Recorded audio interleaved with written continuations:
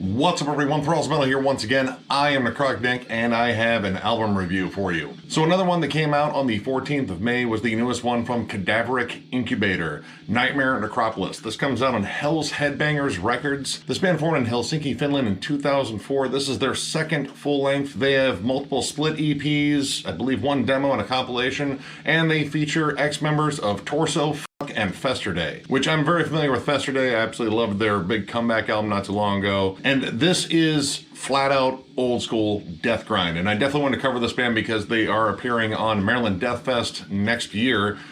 Hopefully that goes off. I think it's gonna finally happen this year, and I really hope so because that lineup just keeps getting sicker and sicker. Now this was one of the bands that initially popped up on the first wave of bands that were going to be on there for 2020 and then in a sense carried over.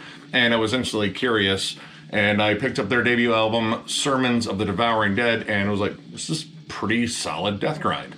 And this, I think, ramps up a little bit more. Now these guys kind of hark back to very late 80s, early 90s in terms of that death grind sound. Lots of Repulsion and Terrorizer in there. The production on this album is very old school, like it screams 90s production, and this band kind of sounds a little bit more Swedish than Finnish, just in terms of their approach. It's kind of an HM2 tone, but it's very sludgy. The bass is very audible and also dirtier than hell. And these low vocals actually scream Chris Barnes, but you know, Cannibal Corpse Chris Barnes, not current Chris Barnes. And you get a little bit of a switch up in there and you get those ultra low gurgled vocals, kind of like Undergang or even early Carcass around Symphonies of Sickness. Now what I look for in death grind is specifically how they weave the two genres together, and the opening track, World of Necrosis, definitely demonstrates that really well. You have these blast beat sections with fierce grind riffs, and you're talking like Nawesome, Napalm Death and stuff like that. And then big death metal chugs, very 90s death metal again. Not too Finnish death metal. You don't get a little bit of that until a little bit later in the album, especially in Coffin Defiler, the last track, which really sounds Finnish. Like they get that sort of death doom sound that really kind of slowed down, just nasty, sludgy Finnish death metal sound. But it only happens for a little bit before going right back to the blasts, and that is pretty much most of this album is high energy. It's either grind fast or like thrash metal sort of like gallops and such, and of course D beats because we love D beats. Sickly Obsessed is one that specifically seems to love the D beat. It's very fun. It's probably one of the most punky tracks on here, and I love the transitions on here. Everything about this album is fun. It's kind of like Caustic Wound, except it feels even more like self-aware or tongue-in-cheek. It's kind of over the top and ridiculous, and that's kind of a thing I absolutely loved about this album. It's short, it's furious, there's a little bit of atmosphere, and that's kind of like just horror movie samples and maybe like a little soundscape here and there. The rest of the time, it is getting right to business, and that business is death grind, and they are pummeling you with every track on here. Now, despite this being kind of rooted in like primal, nasty, just, you know, death metal, death grind, it's supposed to be raw and angry, there are some more dynamics on here, at least compared to their first full length. There's some really cool switch-ups, nice moments of groove. There's even some songs that stay a little bit slower and just don't go for the blast beat the entire time. Through the Flesh, actually, as soon as it opened, it reminded me a lot of Entombed.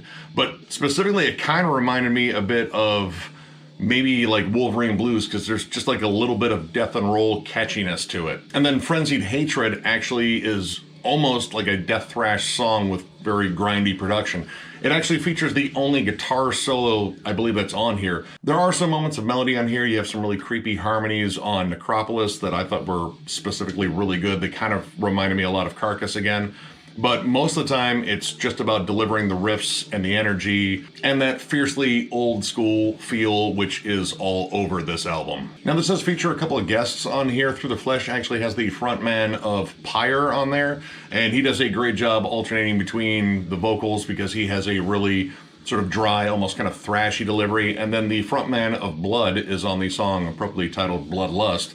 And that is easily the most grind song on here. It's the shortest track. It is furious. It's almost all blast beats. And I like his almost sort of like frog burp vocals on there. I think they just fit the song perfectly. And the song just whoops your ass, just as a grindcore song should. Now, what I was surprised by here was the songs were a little bit longer than I expected. Now, deathgrind, generally you can get some longer songs. It just kind of depends on the band you're listening to.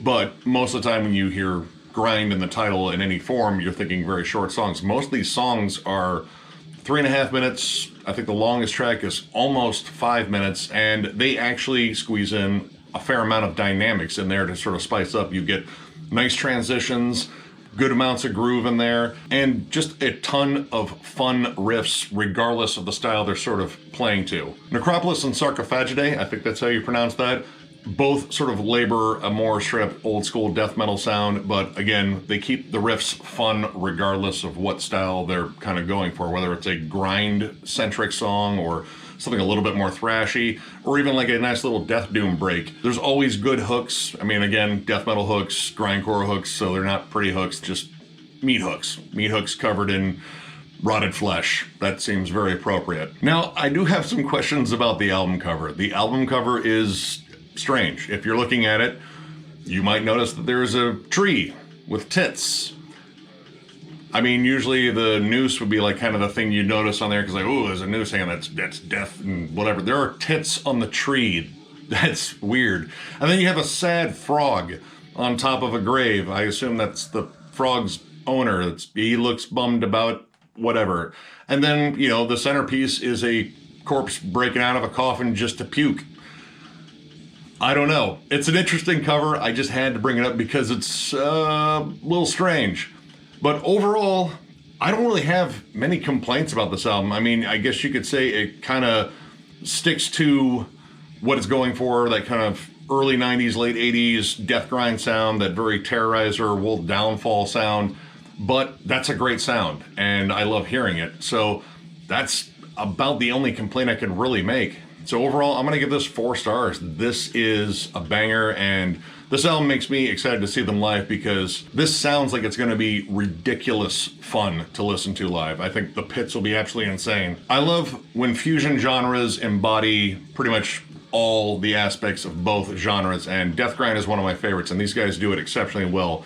The old school production on here really fits. It sounds grimy and filthy, just as grindcore and death metal should sound. The riffs are catchy as hell. There's just enough melody to keep you interested, and I love, again, all the old school aspects. It's just pure fun, and if you love any of the stuff that I brought up in terms of positive comparisons to this, I strongly recommend checking it out. So if you enjoyed this review, give it a thumbs up, and if you are new to the channel, subscribe, because we do stuff like this all the time.